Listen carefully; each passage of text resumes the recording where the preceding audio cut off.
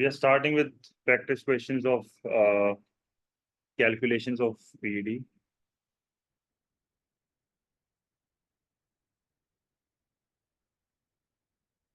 अच्छा, अब calculations of PED में हमने काफी डिटेल में डिस्कस करा था कि how to interpret value of PED and how to calculate PED. तो एक चीज जिसमें हमने बहुत ज्यादा फोकस किया था, ये क्वेश्चन नंबर 2 है, जिसमें लिखा हुआ है explain what is meant by PED of -2.5। तो हमने इस बारे में सही से बिल्कुल डिस्कस किया था कि भाई माइनस का मतलब लॉ ऑफ डिमांड होता है, तो उसको इग्नोर करना है। 2.5 is more than 1, so that is elastic demand. PED की वैल्यू को जब भी रीड करते हैं तो you have to ignore the negative sign. And how to read this? A 1% change in price will bring a 2.5% change in quantity demanded.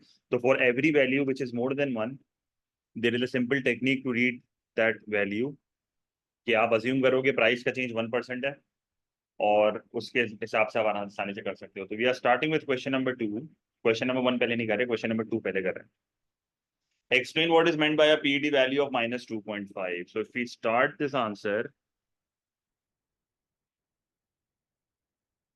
तो सबसे पहले मुझे जो है वो पीईडी को डिफाइन करना चाहिए। तो ये आंसर 2 पहले कर रहे हैं। तो first we will need to define price elasticity of demand. 4 mark का क्वेश्चन है, तो पैराग्राफिंग प्रॉपर करेंगे। Price elasticity of demand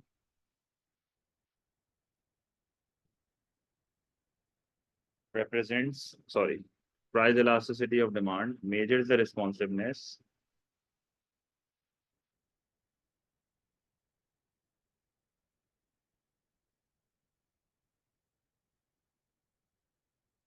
price elasticity of demand measures the responsiveness to the percentage change in quantity demanded to the percentage change in price। तो simple definition of PED, और फिर मुझे उसको बताना है कि भाई -2.5 को रीड कैसे करना है। तो सबसे पहले तो मैं उसको बताऊंगा you need to ignore the negative sign. The negative sign will be ignored। The negative sign will be ignored। The reason for this is the negative relationship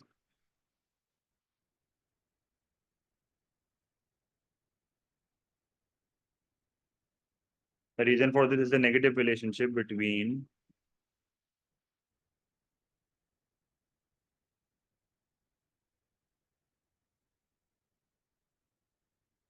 price and quantity demanded, that is law of demand।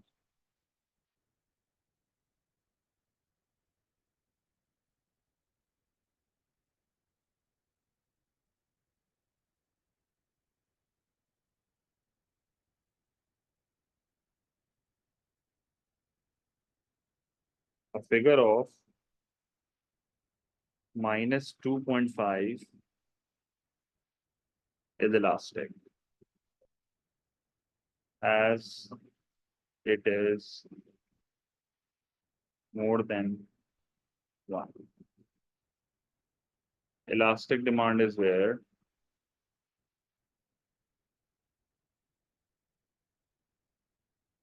a small change in price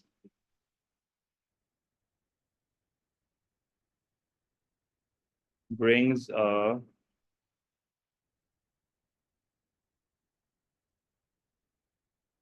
larger percentage change in quantity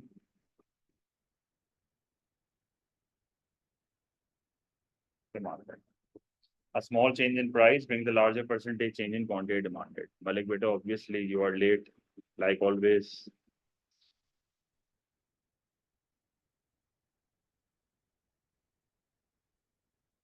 सही है।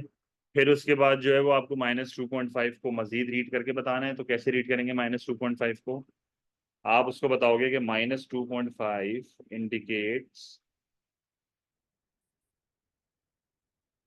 सही है, ठीक है Anushka. -2.5 indicates that a 1% rise in price would cause a 2.5%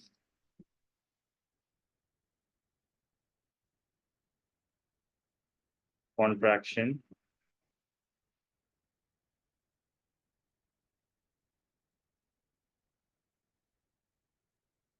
in quantity demand।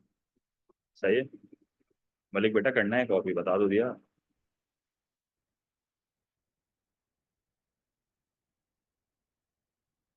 आपने already question miss कर दिए क्योंकि आप 10 मिनट लेट ज्वाइन कराया आपने, तो आप रुक जाओ, मैं आपको दिखाता हूँ सवाल वापस।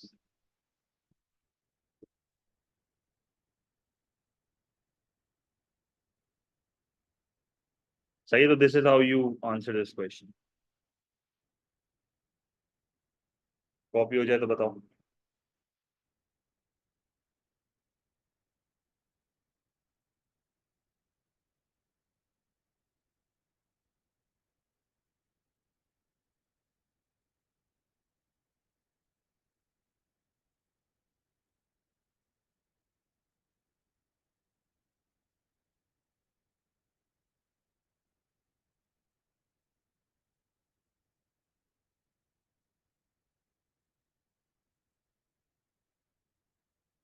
अच्छा, अब एक और हम क्वेश्चन कर रहे हैं। हो गया ना ये, मैं आगे कर दूं?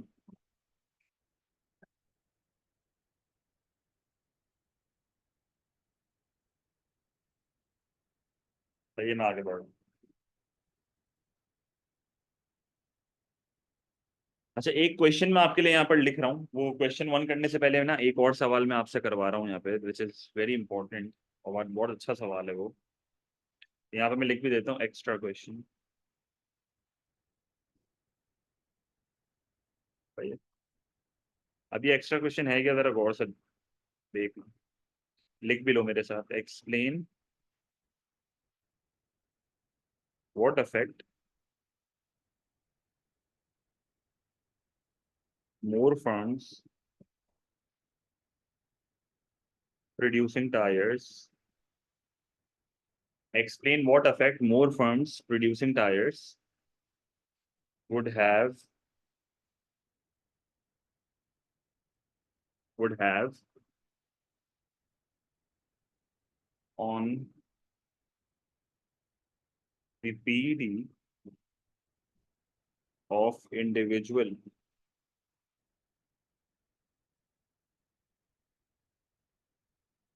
firms tires। अब बड़ा ही टेक्निकल क्वेश्चन है अगर हम इसको गौर से देखें। और ये सवाल कौन से ईयर का है ये मेरे पास लिखा हुआ नहीं है, पर ये लेटेस्ट पास्ट पेपर का ही क्वेश्चन है। It is the latest past paper question. सही है।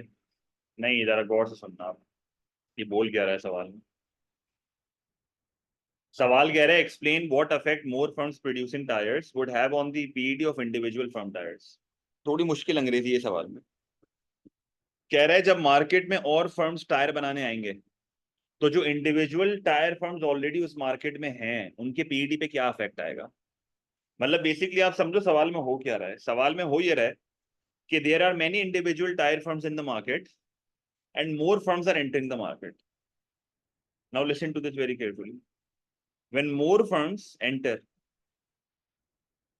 this means competition will increase, right? And when competition will increase, the demand will become more elastic, and elastic demand is more than one।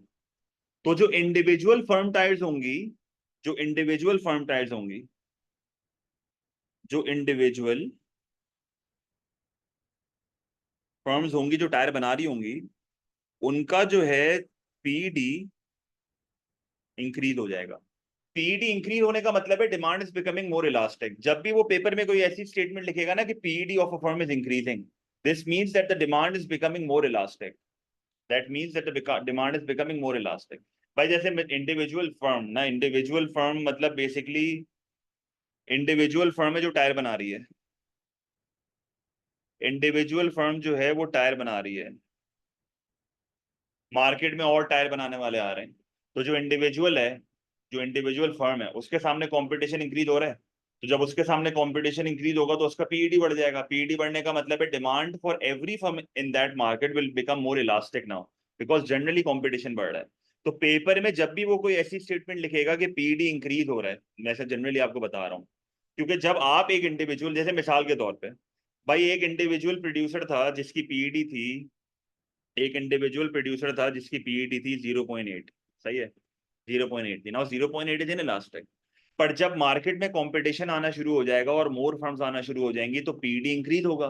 PD increase हो गया, for example हो गया 1.2, तो PD increase होने का मतलब है demand is becoming more elastic. अगर ये 0.8 से 0.9 भी हो जाता ना, फिर भी मैं कहता demand is becoming more elastic, क्योंकि जनरली पीईडी बढ़ने का मतलब ही ये होता है कि you are going towards the more elastic demand, क्योंकि मार्केट में जनरली कंपटीशन बढ़ रहा है।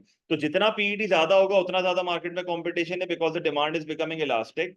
जितना कम पीईडी होगा उतनी ज्यादा आपकी इकोनॉमी, मार्केट में कंपटीशन कम है, the demand is becoming in elastic. तो इस सवाल में मुझसे ये पूछा हुआ है कि मैं एक इंडिविजुअल फर्म टायर का प्रोड्यूसर हूँ, मेरा पीईडी 0.8 है, मार्केट में और फर्म्स एंटर कर रही है and they are starting to produce tyres. As an individual मेरे सामने कंपटीशन बढ़ रहा है, consumers have more options now, so now my PED will become more elastic. तो पीईडी बढ़ना शुरू हो जाएगी। पीईडी क्या बढ़ना शुरू हो जाएगी? बढ़ना शुरू हो जाएगी। तो मेरा इंडिविजुअल जो पीईडी होगा वो अब इलास्टिक की तरफ जाना शुरू होगा, इंक्रीज होना शुरू हो जाएगा। तो इसका मतलब इस पूरे आंसर का कंक्लूजन ये है कि जब आपके सामने और कंपटीशन आता है तो जो इंडिविजुअल फर्म्स होती हैं उनकी डिमांड इलास्टिक हो जाती है।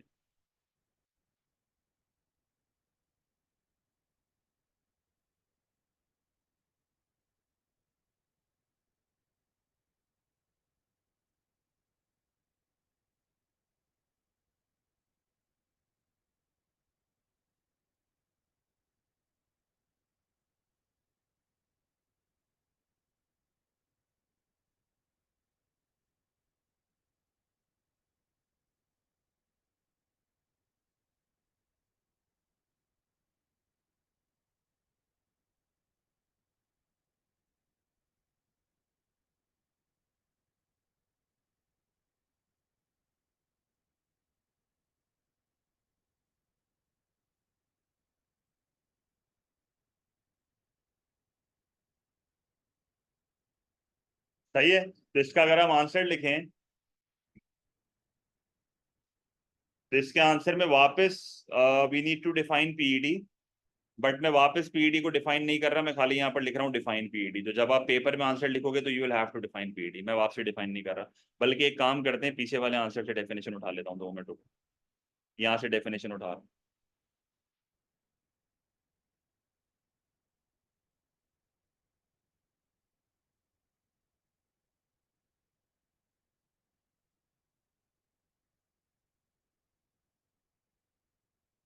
सही है, तो ये आपकी आ गई है पीईडी की डेफिनेशन। अब आंसर कैसे लिखेंगे भाई? सवाल तो क्लियर है ना सबको ये?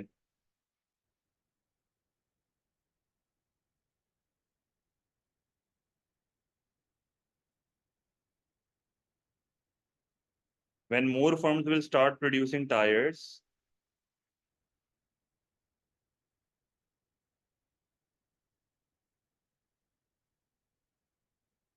When more firms will start producing tyres, भाई कुछ भी सवाल है पूछ लो, हाँ, मैं वापस बता दूंगा, जब तक मैं आंसर लिख रहा हूँ सवाल है तो लिख लो। This will increase competition,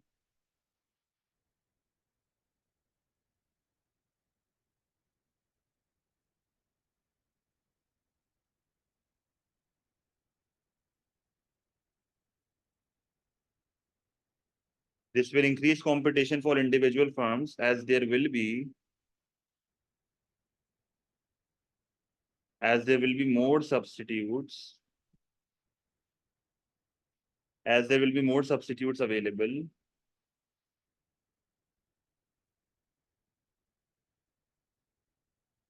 as there will be more substitutes available in this case,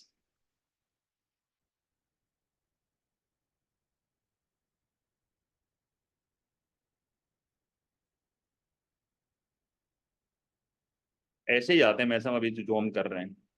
Malik रुक जाओ, मैं बता देता हूँ। एक तो तुम लेट आते हो ना तो बिल्कुल लॉस्ट होता है तू क्लास में, पता नहीं क्यों टाइम पे नहीं आता, मेरी समझ नहीं आती एक बात।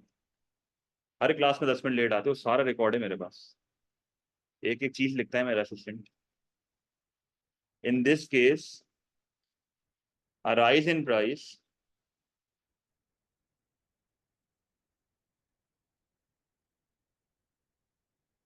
in this case a rise in price of one firm on one firm's tires। मैं बता रहा हूँ, मैं रिपीट कर रहा हूँ, टेंशन नहीं लो। In this case, a rise in price of one firm tires would cause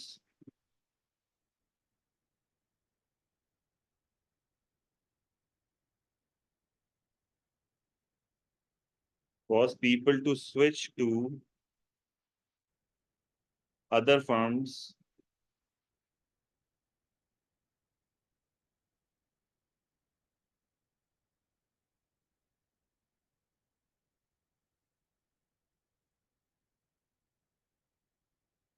tires। This represents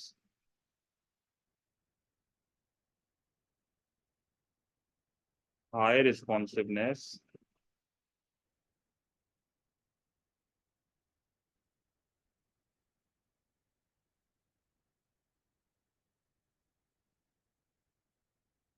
अब फिर मैं उसको बताऊंगा। So PD,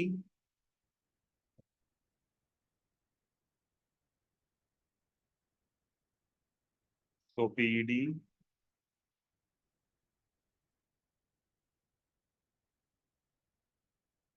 of individual firms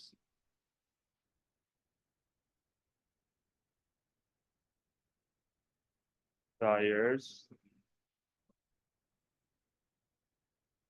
will increase, making it elastic, where a small change in price brings a larger percentage change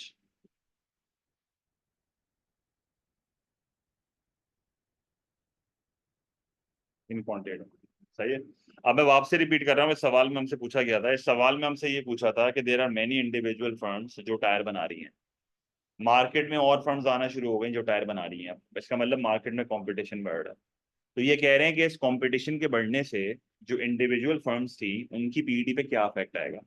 तो simple answer ये है कि जो इंडिविजुअल फर्म्स होंगी उनकी पीईडी इंक्रीज होना स्टार्ट हो जाएगी, because when they will face more competition.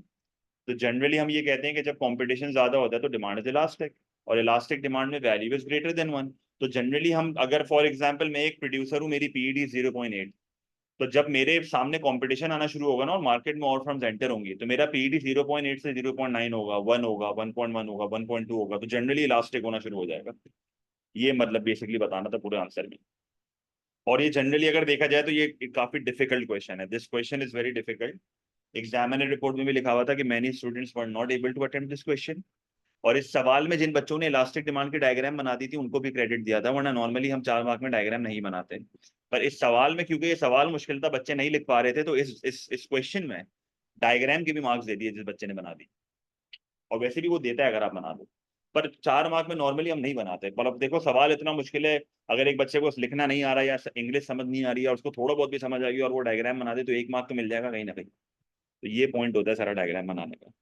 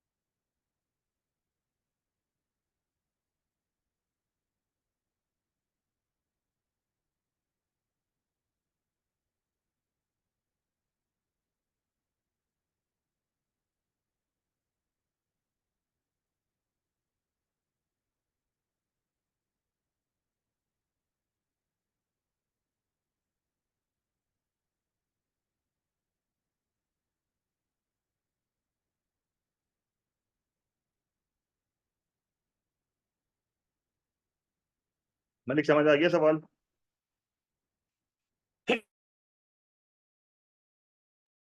सही है।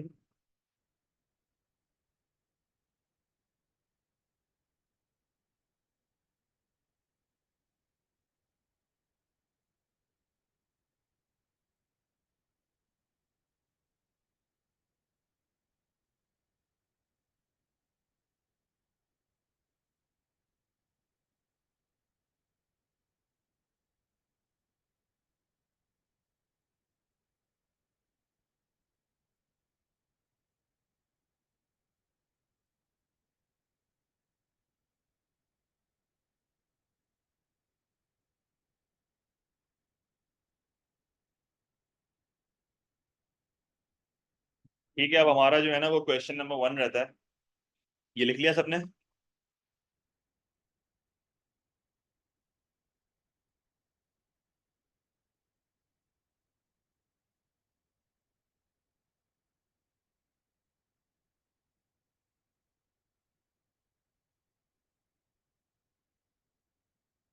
अच्छा, क्वेश्चन नंबर 1 में ये हमसे ये कह रहा है, this is not a pass paper question है, ये एक जनरली क्वेश्चन है जिससे आपकी कैलकुलेशन थोड़ी और स्ट्रांग हो जाएगी।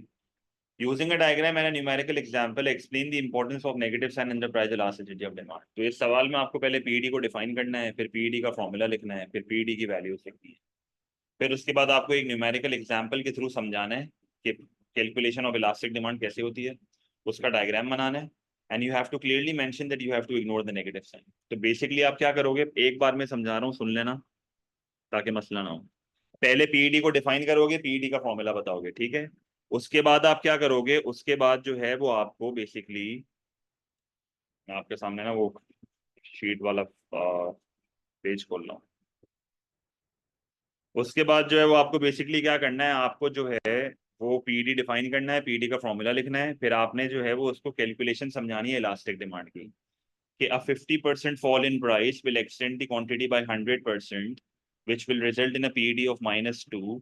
-2 में से you have to ignore the negative sign because that represents law of demand। 2 is greater than 1 which is elastic। और फिर आपको ये ग्राफ बना के अपने आंसर को कंप्यूट करना है।